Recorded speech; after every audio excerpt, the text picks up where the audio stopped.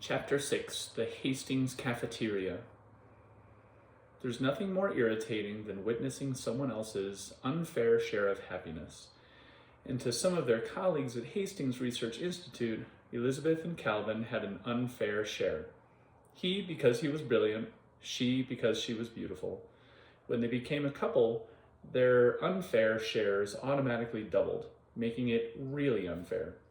The worst part, according to these people, was that they hadn't earned their shares.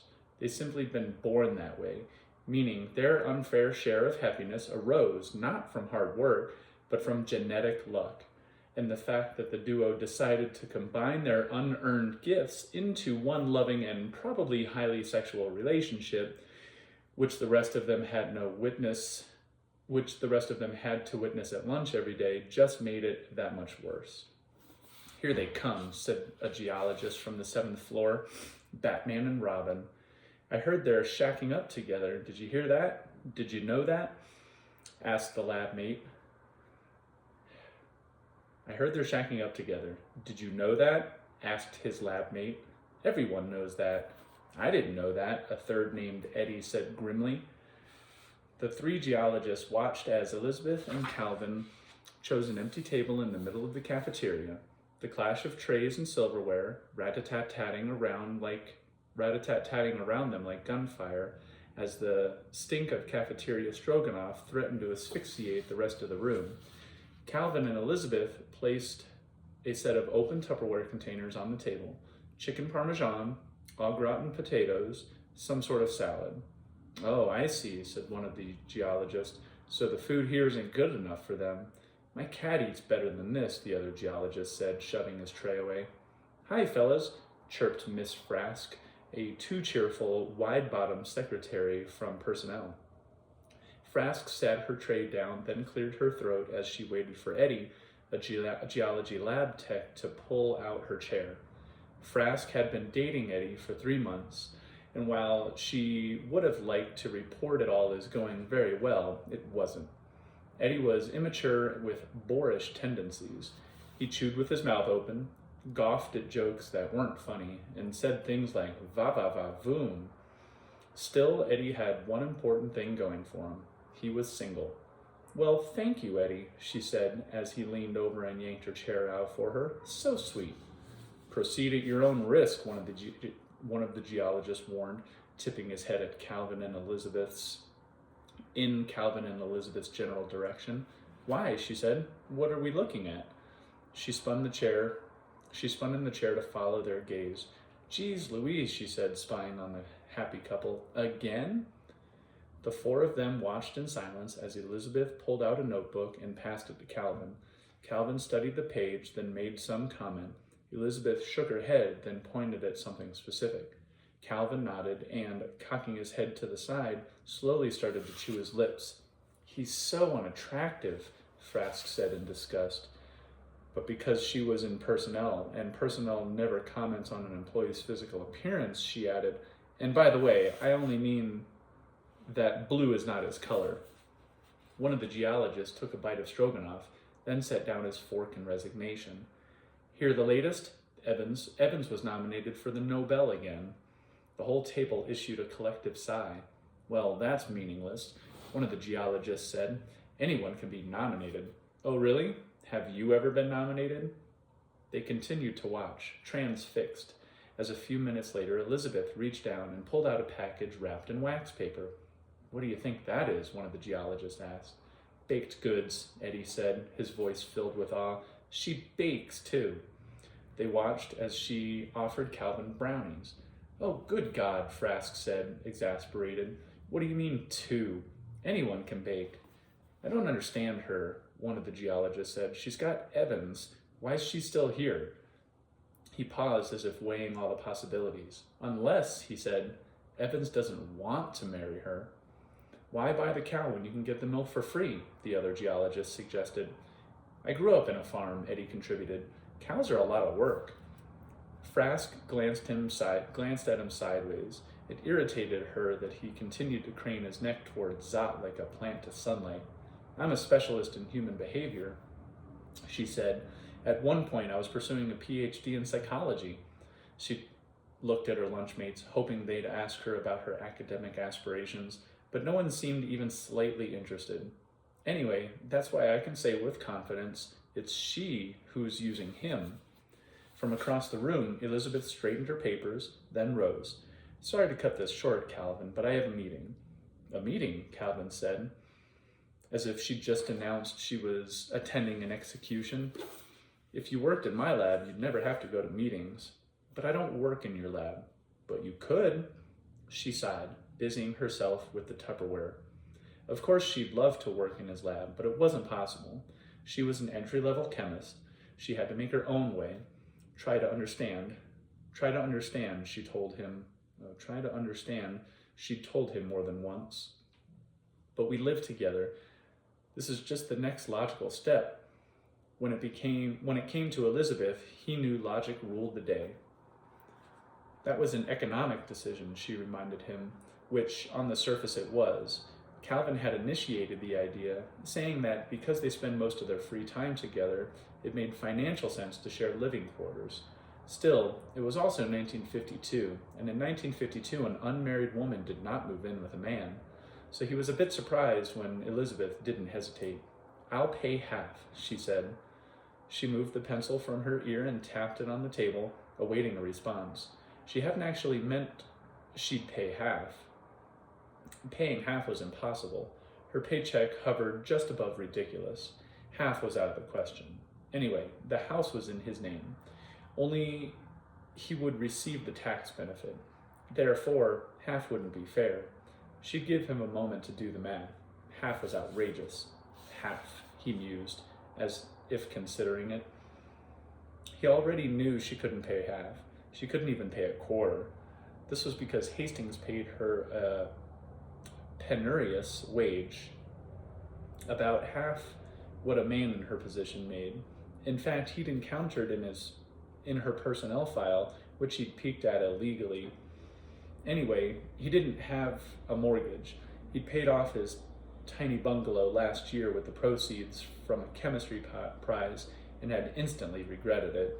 You know how people say, never put all your eggs in one basket? He had. Or, she said brightening, perhaps we could work out a trade arrangement, like nations do. A trade? Rent for services rendered. Calvin froze. He'd overheard all the gossip regarding the free milk. Dinner, she said, 4 nights a week. And before he could reply, she said, fine, 5. But that's my final offer. I'm a good cook, Calvin. Cooking is serious science. In fact, it's chemistry. So they'd moved in together, and it had all worked out. But the lab idea, she refused even to consider it. You were just nominated for a Nobel, Calvin, she reminded him as she snapped the Tupperware lid closed on the remaining potatoes. Your 3rd nomination in 5 years. I want to be judged on my own work, not work people think you did for me. Anyone who knows you would never think that. She burped the Tupperware, then turned to look at him. That's the problem. No one knows me. She'd felt this way her entire life. She'd been defined not by what she did, but what others had done. In the past, she was either the offspring of an arsonist, the daughter of a serial wife, the sister of a hanged homosexual, or the graduate student of a renowned lecher. Now, she was the girlfriend of a famous chemist, but she was never just Elizabeth Zott. And on those rare occasions when she wasn't defined by others' actions, then she was dismissed out of hand as either a lightweight or a gold digger based on the things she hated most about herself, how she looked, which happened to be just like her father. He was the reason she didn't smile much anymore. Before becoming an evangelist, her father had wanted to be an actor. He had both the charisma and the teeth, the latter professionally kept. The only thing missing? Talent. So when it became clear that acting was out, he took his skills to revival tents where his fake smile sold people on the end of the world. That's why at age 10, Elizabeth stopped smiling. The resemblance faded. It wasn't until Calvin Evans came along that her smile reemerged, The first time was that night at the theater when he'd vomited all over her dress. She hadn't recognized him at first, but when she did, and despite the mess, she bent over to get a better look at his face. Calvin Evans. True. She'd been a little rude to him after he'd been rude to her, the Beakers, but between the two of them, there'd been immediate, irresistible pull. Still working on that? She asked, pointing at a nearly empty container. No, he said, you eat it. You could use the extra fuel. Actually, he planned to eat it, but he was willing to forego the extra calories if only she would stay. Like Elizabeth, he'd never been much of a people person. In fact, it wasn't until he'd found rowing that he'd made any kind of connection with others. Physical suffering, he'd long ago learned, bonds people in a way that everyday life can't.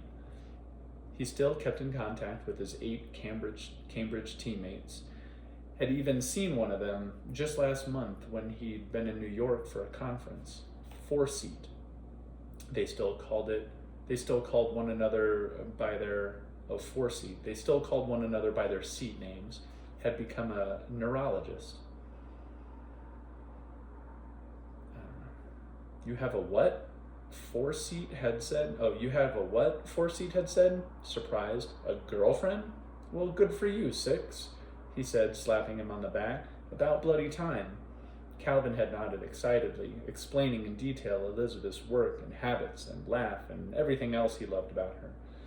But in a more somber tone, he also explained that although he and Elizabeth spent all their free time together, they lived together, they ate together, they drove back and forth to work together, it didn't feel like enough.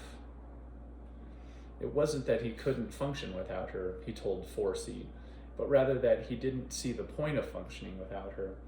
I don't know what to call it, he confided following a full examination. Am I addicted to her? Am I dependent or in some sick sort of way? Could I have a brain tumor? Jesus, 6. It's called happiness, 4-seat explained. When's the wedding? But that was the problem. Elizabeth had made it clear that she had no interest in getting married. It's not that I disapprove of marriage, Calvin, she told him more than once, although I do disapprove of all the people who disapprove of us for not being married. Don't you? I do, Calvin agreed, thinking how much he would like to say those words to her in front of an altar. But when she looked at him expecting more, he added quickly, I do think we're lucky. And then she smiled at him so earnestly that something inside his brain went haywire. As soon as they parted, he drove to a local jeweler, scanning the selections until he found the biggest small diamond he could afford. Sick with excitement, he kept the tiny box in his pocket for 3 months, waiting for exactly the right moment. Calvin, Elizabeth said, gathering the last of her things from the cafeteria table, are you listening? I said I'm going to a wedding tomorrow. Actually, I'm in the wedding, if you can believe that. She gave a nervous shrug. So we should probably discuss that acid study tonight if that works. Who's getting married? My friend Margaret, the physics secretary? That's who I'm meeting in 15 minutes for a fitting. Wait, you have a friend? He thought Elizabeth only had workmates, fellow scientists who recognized her skill and undermined her results. Elizabeth felt a flush of embarrassment. Well, yes, she said awkwardly. Margaret and I nod to each other in the hallways. We've spoken several times at the office urn. Calvin willed his face to look as if this were a reasonable description of friendship. It's very last minute. One of her bridesmaids is sick, and Margaret says it's important to have an even ratio of bridesmaids to ushers. Although as soon as she said it, she realized what Margaret really needed, a size 6 without weekend plans. The truth was, she wasn't good at making friends. She told herself it was because she'd moved too much. So much. Had bad parents, lost her brother. But she knew others had experienced hardships, and they didn't have this issue. If anything, some of them seemed better at making friends, as if the specter of constant change or profound sorrow had revealed to them the importance of making connections wherever and whenever they landed. What was wrong with her? And then there was the illogical art of female friendship itself, the way it seemed to demand an inability the way it seemed to demand an ability to both keep and reveal secrets using precise timing. Whenever she moved to a new town, girls would take her aside at Sunday school and breathlessly confide their crushes on certain boys. She listened to these confessions, faithfully promising she would never tell, and she didn't, which was all wrong because it turned out she was supposed to tell. Her job as confidant was to break that confidence by telling boy X that girl Y thought he was cute, thus initiating a chain reaction of interest between the two parties. Why don't you just tell him yourself? She'd say to these would-be friends. He's right there. The girls would draw back in horror. Elizabeth, Calvin said. Elizabeth. Oh, Elizabeth, Calvin said. Elizabeth? He leaned over the table and tapped her hand. Sorry, he said as she startled. I think I lost you there for a moment. Anyway, I was just saying I love weddings. I'll go with you. Actually, he hated weddings. For years, they reminded him that he was still unloved. But now he had her, and tomorrow she'd be in close proximity to an altar, as he hypothesized such proximity could revise her perception of marriage. This theory even had a scientific name, associative interference.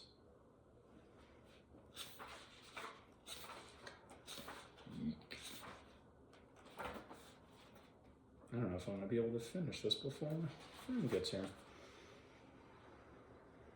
No, she said quickly. I don't have an extra invite, and besides, the fewer people who see me in this dress, the better.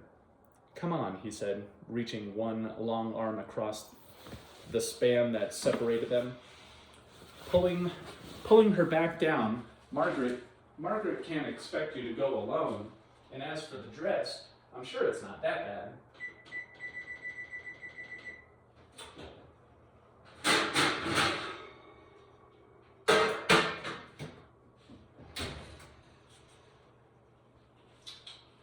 Oh, no, it is, she said, reverting to her sensible tone of scientific certainty.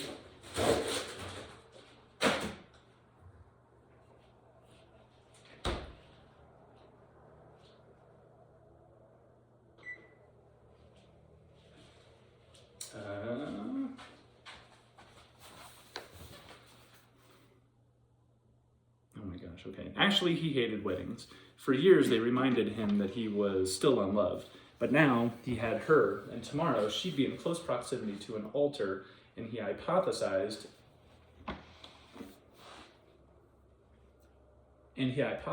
such proximity could revise her perception of marriage. This theory even had a scientific name, associative interference. No, she said quickly. I don't have an extra invite, and besides, the fewer people who see me in this dress, the better. Come on, he said, reaching one long arm across the span that separated them, pulling her back down. Margaret can't expect you to go alone, and as for the dress, I'm sure it's not that bad. Oh, no, it is, she said, reverting to her sensible tone of scientific certainty. Bridesmaids' dresses are designed to make the women in them look unappealing. That's why the bride looks better than usual. It's an accepted practice, a basic defensive strategy with biological roots. You see this sort of thing in nature all the time. Calvin thought back to the weddings he'd attended and realized she might be right. Not once had he ever had the urge to ask a bridesmaid to dance. Could a dress really have that much power? He looked across the table at Elizabeth, her firm hands moving through space as she described the gown, extra padding at the hips, sloppy gathering at the waist and chest, fat bows spanning the buttocks. He thought about the people who designed these dresses, how, like bomb manufacturers or pornography stars, they had to remain vague about the way they made their livings. Well, it's nice of you to help out, but I thought you didn't like weddings. No, it's only marriage I don't like. We've talked about it, Calvin. You know where I stand, but I'm happy for Margaret, mostly. Mostly? Well, she said, she keeps repeating how by Saturday night she'll finally be Mrs. Peter Dickman, as if changing her name is the finish line for a race she's been in since she was 6. She's marrying Dickman, he said. From cellular biology? He didn't like Dickman. Exactly, she said.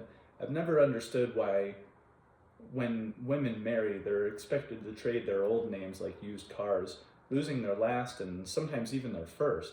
Mrs. John Adams, Miss Abe Lincoln, as if their previous identities had just been 20 odd year placeholders before they became actual people. Mrs. Peter Dickman, it's a life sentence. Elizabeth Evans, on the other hand, Calvin thought to himself, was perfect. Before he could stop himself, he felt around in his pocket for the small blue box, and without hesitation, placed it in front of her. Maybe this could help improve the dress, he said, his heart at full gallop. Ring box, announced one of the geologists. Brace yourself, kids. Engagement in progress. But there's something about Elizabeth's face that didn't read right. Elizabeth looked down at the box and then looked back up at Calvin, her eyes wide with terror. I know your position on marriage, Calvin said in a rush, but I've been giving this a lot of thought, and I think you and I would have a different kind of marriage. It would be very unaverage, fun even. Calvin, there's no practical reasons to get married. Oh, there are practical reasons to get married. Lower taxes, for instance. Calvin, at least look at the ring, he begged. I've been carrying it around for months. Please. I can't, she said, looking away. It'll just make it harder to say no. Her mother had always insisted that the measure of a woman was how well she married. I could have married Billy Graham, she'd often claimed. Don't think he wasn't interested. By the way, Elizabeth, when you do get engaged, insist on the biggest rock possible. That way, if the marriage doesn't work out, you can hock it. As it turned out, her mother was speaking from experience. When her parents filed for divorce, it was revealed she'd been married 3 times before.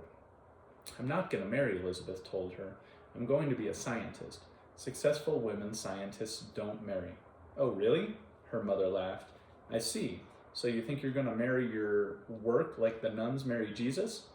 Although, say what you want about nuns, at least they know their husband won't snore. She pinched Elizabeth's arm. No woman says no to marriage, Elizabeth. You won't either.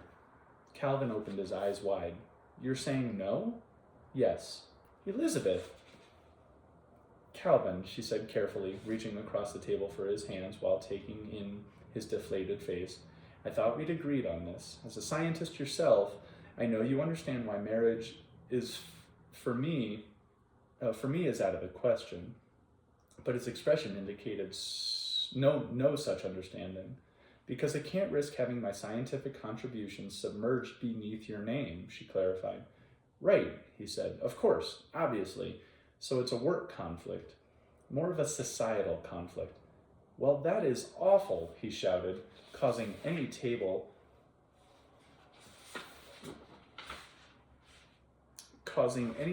that wasn't already watching to turn their full attention to the unhappy couple in the middle. Calvin, Elizabeth said, we've discussed this. Yes, I know, you disapprove of the name change, but I have never suggested that I wanted your name to change. But have I ever suggested I've wanted your name to change? He protested. No, in fact, I expected you to keep your name, which wasn't completely true. He'd assumed she'd take his name. Nevertheless, he said, but in any case, our future happiness should not depend on whether a handful of people might mistakenly call you Mrs. Evans. We'll correct those people.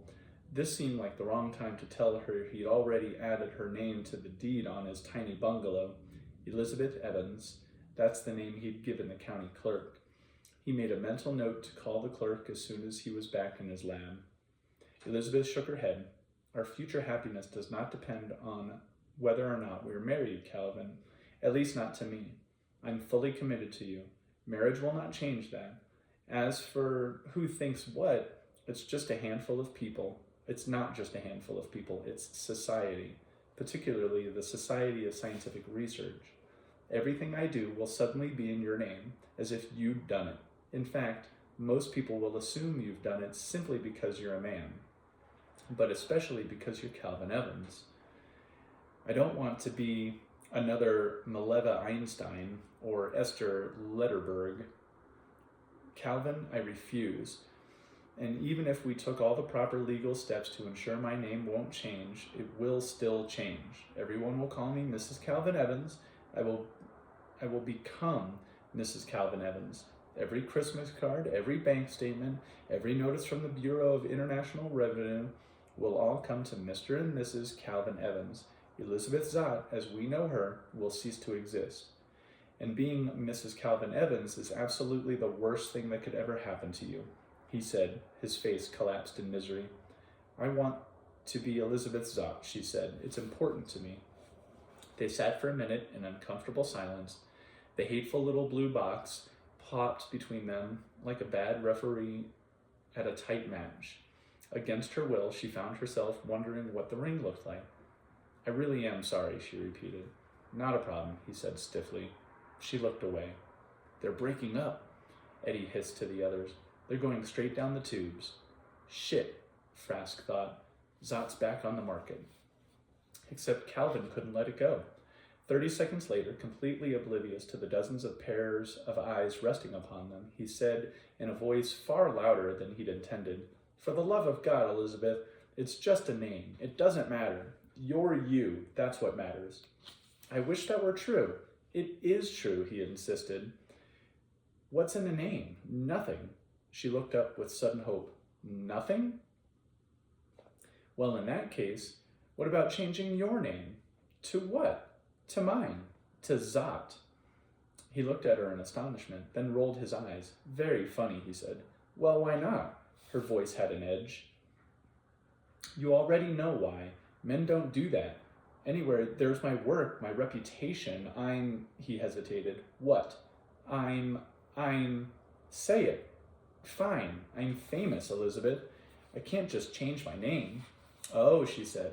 But if you weren't famous, then changing your name to mine would be fine. Is that what you mean? Look, he said, grabbing the small blue box. I get it. I didn't make this tradition. It's just the way things are. When women get married, they take their husband's name, and 99.9% of them are fine with it. And you have some sort of study to back up this assertion, she said. What? That 99.9% of women are fine with it? Well, no, but I've never heard any complaints before, and the reason why you can't change your name is because you're famous, although 99.9% of men who aren't famous would also happen to keep their names. Again, he said, stuffing the small box in his pocket with such force the fabric gave way at the corner.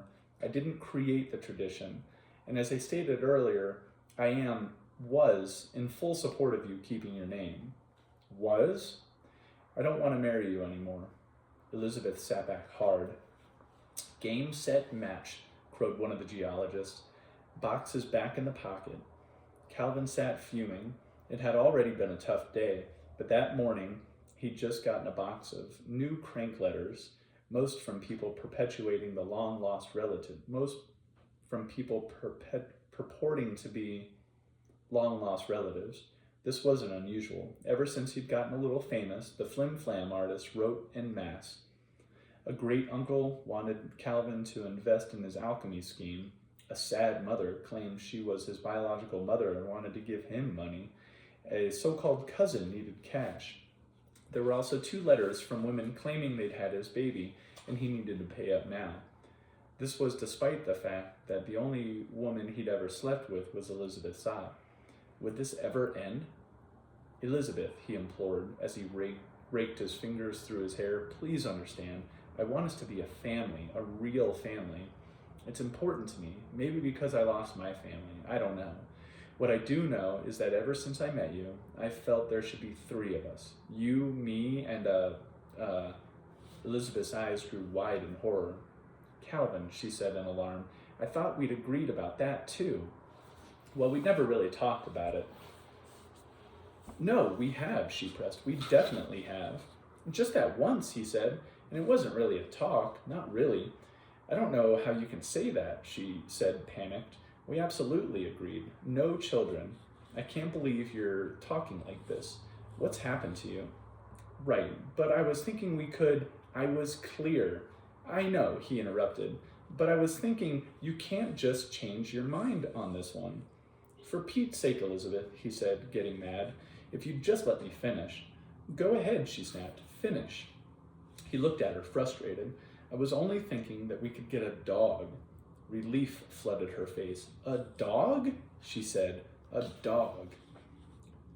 God damn it, Frask commented quietly as Calvin leaned over to kiss Elizabeth. The entire cafeteria instantly echoed her sentiment. From every direction, silverware fell to trays in resigned clatters. Chairs were kicked back in moody defeat. Napkins were wadded in dirty little balls. It was the noxious noise of profound jealousy, the kind that never results in a happy ending. Ooh, I made it. It's kind of tough to get through, stumbling over everything.